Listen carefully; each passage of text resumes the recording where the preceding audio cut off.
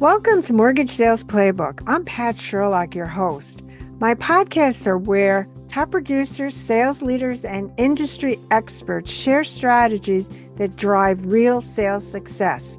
No fluff, just actionable insights to help you master the art of selling and leading. Today we have a great topic, upsetting the cult of comfort. With everything going on, I think that's a perfect title. And have Mike Cush, who's well known in our industry. He had a long career at PHH and New Penn. He currently is a consulting business on the sales system improvement world, which is certainly needs it. So hi, Mike. How you doing? I Good. love, I love the title. Yeah, because it's so true. We've had Redfin, we've had Rocket, we've had Zillow, we've had quite, Mr. Cooper. We've had a series of things that I think have shook up the industry to a point that I haven't seen in a while. And I know your conversation has probably been similar to mine, where a lot of people are trying to figure out what to do next. So what are you hearing from people? And let's talk about how we can really kind of fix all of this.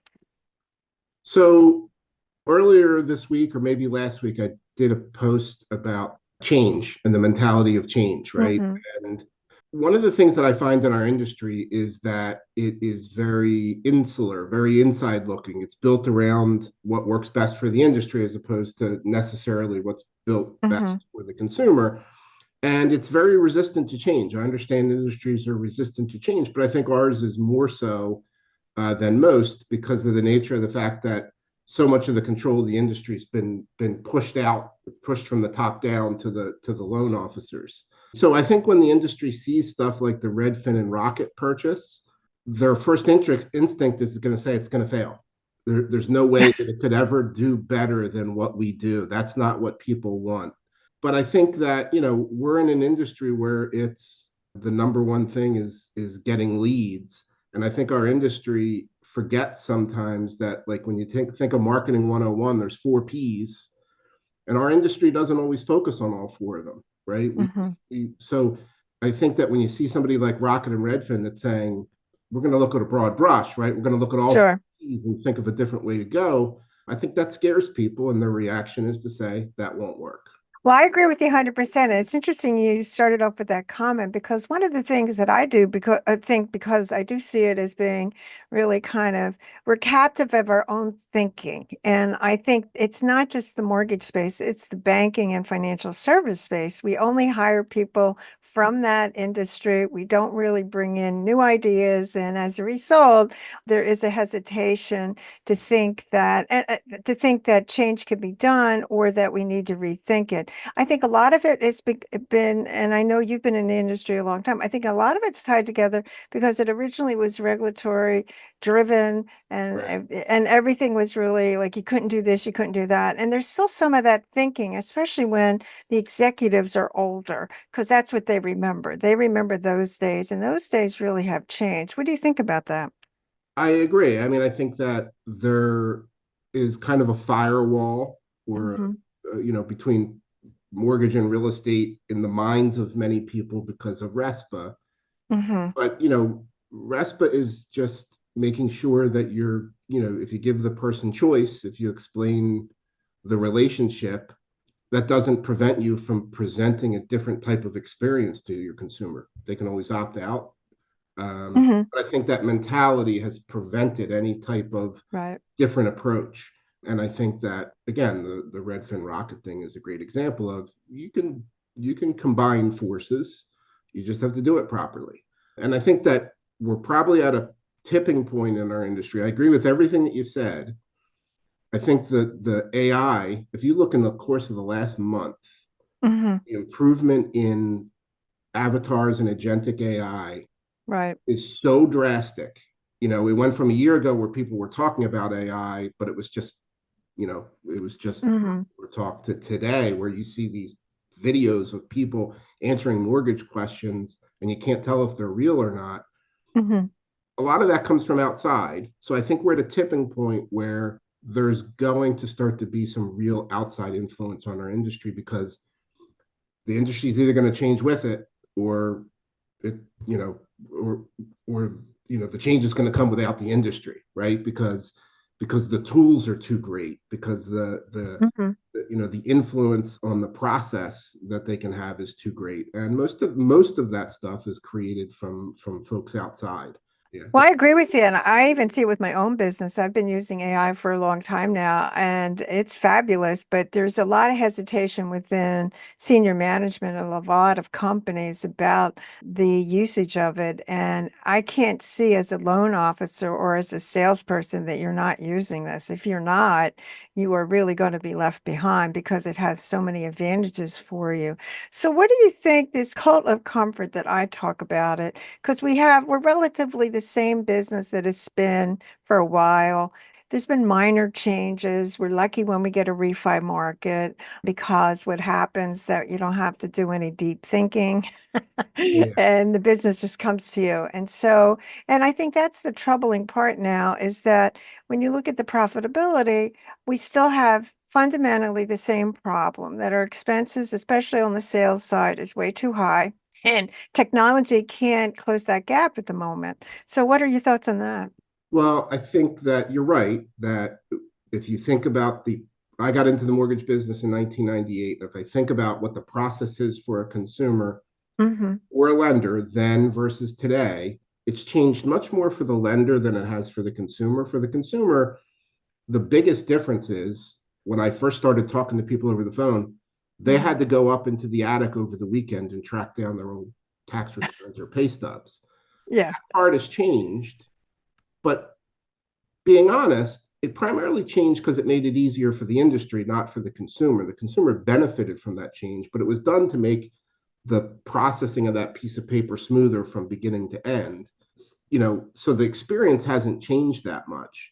I think that, you know, again, I just think that we're ripe for all of that to turn on its head because you can't name another industry where things haven't changed in 30 years or 35 years. Like it doesn't Yeah. exist. It doesn't happen. And I think that we're on the precipice of that. I agree with you that if loan officers and everybody isn't using AI in some way, there's a common phrase in not just mortgage, but all of the business world, which is AI is not going to cost you your job. The person who's better at using AI is going to cost you. Yeah. I think Right. that's true over the course of the next 2 or 3 years. Right. I think in the Yeah. long run, bluntly, AI is going to cost a lot of people their jobs. In the short term, it's the people that are becoming a little bit more efficient and effective and do something with that extra time that are going to rise to the top. And Yeah, I think you raised a good question that certainly I've had these discussions with executives. I mean, I just had it this week where if you're going to deliver average to crummy experience, you're yeah, going to get replaced. yeah. No, And absolutely. I got to tell you that the loan officer, many of them, a majority of them, don't even call their own former customers. And we've had all this technology that we've had for years. They don't even call them. And actually, Strathmore, Mike Seminary, he talks about this all the time, that prior to the closing, the biggest thing you can do as a loan officer is call the customer, explain the CD. Yeah, Most people do not do that. And so, my point is if you're going to be average to crummy, y- somebody's y- going to do it better. somebody's going to do it better. And it all starts, in my view, and I'd like to hear your thoughts at the executive level.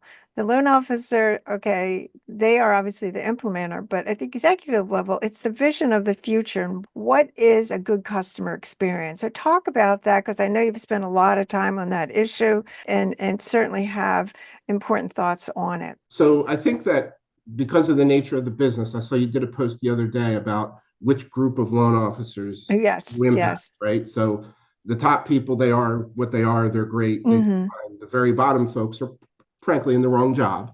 But the folks in the middle Hmm. are the people that can be impacted. And companies don't do enough to do exactly what you said, which is they're so scared of telling people what to do because they might leave that Correct. no control over their customer experience. Hmm. I think that one of the biggest risks of the Rocket Redfin of the world isn't Rocket Redfin. It's companies saying if we control the experience more and have scripting for the explanation of the LE that matches every place that they see that throughout our company, whether it's the loan officer's Hmm. explanation, the collateral that they get, same thing with the CD. If they start to control part of that process, they remove the angst, they make the experience better. Because I always think that people pick a lender for one of three reasons. They either pick them for price, cost, value, right? They pick them for the reputation or the trust. Reputation and trust is usually not of the loan officer, it's given to the loan officer. So it's the reputation or trust of the real estate agent or the financial institution that they deal with. The Hmm. final reason is guidance or education or the experience. And that's the part of the customer base that in our industry ignores, frankly. And that's the biggest opportunity. The biggest opportunity is there's a lot of people out there that are shopping for guidance, education, experience Right. that they can't find it. I always think that Rocket grew through the last 20 years for one primary reason, which is they talked about experience. They talked about the process, and they were the Correct. people that did it. I don't know that they did it on purpose, but they were the only people that differentiated themselves and Right. talked, in their direct to consumer messaging about the experience. And I personally think they attracted that group of consumers that were looking for that. So, I think I think it's the biggest opportunity in mortgage. And when you combine that with the fact that the middle place, which is where distributed retail gets all its leads, which is the reputation trust bucket, if somebody comes and takes those leads from the real estate agent, which the Zillow, Redfin, Hmm. .com, Homes.com are doing, you're in trouble because you don't have a customer facing value proposition and your source of leads has just moved. Right. So No, I'm with you 100% on this. And it raises the question. So how do we shake up? Because I talk to executives all day long, and I know you also do. And I see a lot of defensive thinking. I see no thinking. And I'm curious on, in my own opinion, as I've said to many people that I've discussed this with, is that I think we're in this lull period between a generational change that is significant, that's going to leave a lot of lenders really not able to survive. And so to think that and just say that this is just a price business. It's all the things you talked about, and it's not. And we still are working on that type of thinking. And of course, as a result of that, everything stays the same. So how do we shake up at the executive level? Because that's really where it all starts. What is it that they're just, and I still see it today. They're waiting for a refi market. yeah, and it's a shame. It's one of the shames of the industry.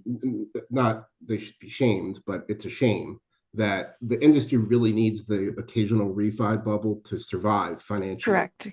Really Correct. sad. It's a shame, but it is the nature of the it's the nature of the industry. What I think is that you have to paint a picture for the executive of you have to use some statistics and say, you know, X percentage of your leads come from here, and you can see these groups of people are going to steal your leads. Paint them a picture of what the future looks like and ask them how they're going to get business. Are their loan officers prepared to get business in that new world? I see very few companies that have changed anything to go after business in a future world. For example, I see NFM has a social division, right, where it's all social media to go out and get leads. Hmm. It's insane that there isn't 150, the top 150 distributed retail companies aren't doing exactly the same thing. Correct. It makes no sense at all. The writing is on the wall. The world is changing. You either change with it or you're going to be left behind. Um, So Mike, from your viewpoint, do you think it's just a matter that at the executive level, there's still primarily a lot of older people or maybe older thinking, and then we haven't been able as an industry to bring in younger thinking and younger people. I, And so, I don't know that I would say older is the prime factor, although you're hmm. probably right. I think that Hmm. it's an industry where, listen, in a lot of industries, the top salespeople rise to the top, and I in Correct. no way, shape, or form I'm saying this as an example, but Shant Bonosian becoming the president of Rate, he's awesome. He does things differently, so he's not. I'm only using him because he's an example of somebody that was the best salesperson Right. that just rose to the top. When you have that, him aside, because I don't think he's this way, your thinking is that the way to do this business is the way I did the business, and they should Correct. go do the business, and I don't understand why they can't do it the way I did it. I think it's that more than it is age or some other demographic. I think it's that's the way I got success, so that's the way that other people will get success. I think that if I were on the board of directors of an IMB and we were in search for a new CEO, I would probably do what Rocket did, and I would look for somebody that's in consumer products and tech and bring Right. in an outsider, because you have to change the thinking. You have to change. I mean, think of the places that have already solved this problem. You can go to a car dealer and sit down and get financing on the spot. But worse than that, my daughter's in college. She could sit down and, as an 18-year-old, in 3 minutes, get a $200,000 loan to go to college with no collateral. So it's going to become that simple.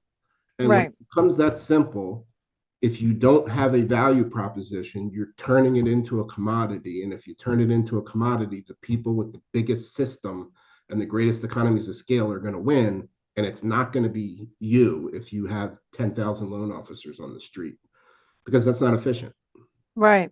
So talk about, since we only have a few minutes left, the issue of what changes that could occur that would make a difference to really shake up this thinking. I know you already mentioned data, but I think there's been a lot of data out there, and I don't know that it's registered. I think there's been a lot of internal focus on really, like, if we get the CFB out and all that type of stuff. Here's what I would say to you, and this is contrary, and I think I'm going to agree with you, is that the talk of data, And you really everybody talks don't about have data. any type Anybody who of talks about relationship the data. except on When rate, Redfin bought you're going Rocket, to it's only like they have a bought all few that winners data. No, under they that didn't. They bought strategy. eyeballs. Yeah. They bought people that are coming to walk in front of the store. So they moved this, they got a bigger store on Main Street that more people walk in front of, that Hmm. they can bring them in. So if all you're focused on is data, think about it. You're focused on all this data, but you have a loan officer who won't enter anything into a CRM, and you have no control over them, and you see them twice a year. Are they using that data effectively? Of course they're not. So Right. the thing that has to change isn't the data, it isn't how well you know your customer, it's how do you get the eyeballs on them and then attract them. Right. And I think that if you said that's something that's a change, this is something that's existed for 30 years, but the industry pushes against. I posted about this about 2 weeks ago, and every single person that responded said it will never work. If you ask a consumer, would they be interested in a process where they only talk to one person throughout the entire process? Some large percentage of them is going to say yes. And if you're telling me that you want to be a loan officer and make $350,000 a year, but you couldn't also learn real estate, right? So you couldn't be a single point of contact and be dual licensed and be the main point of contact that guides your person through the process. You got a team of experts behind you if you run into something unique that you don't know, which, guess what? Everyone does anyway. It's called the underwriters, it's the scenario desk. So we already do that. But when I Hmm. posted about a single point of contact being a potential thing, every single person said it can't work. We need two experts. Why do you need two experts? Well, Hmm. so I think that there's basic changes that could be made in the industry. You have to start at the consumer and work backwards. What do they want? Ask, what would they ideally want the process to look like? Hmm. And it would be simpler, not more complex. It wouldn't be, I want to talk to six different people. I always say the only thing that's comparable in a person's life, in a person's personal life, to buying a house, dealing with people over 30, 60, 90, 120 days a year, dealing with a real estate agent, a mortgage person, an attorney, a closing agent, an appraiser, an inspector, is Hmm. when you have a complex medical issue. And you Yeah. have to deal and you have to navigate all those different people throughout the course of an extended period of time. There's nothing else like it. There's nothing else that's as complex as that. And if you could have your doctor be the point person for every doctor that you have to go see, you would choose it every single time. Same thing with mortgage and real estate.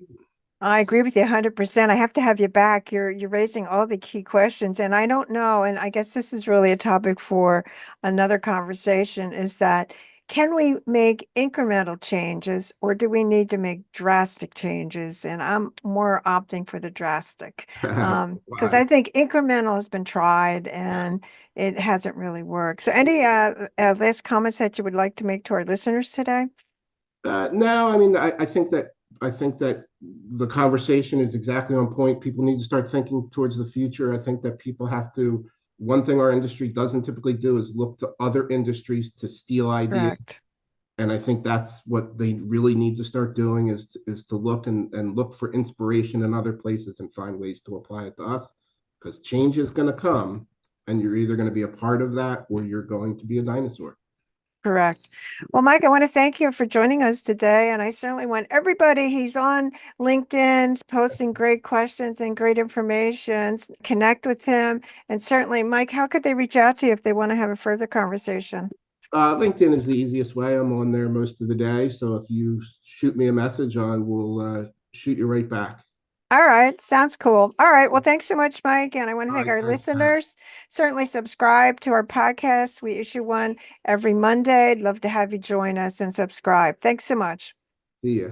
That's a wrap for this episode. Be sure to subscribe, leave a review, and share it with your team. Want more proven sales strategies? Visit patsherlock.com for expert resources, coaching, and sales training. Until next time, keep selling smarter and not harder.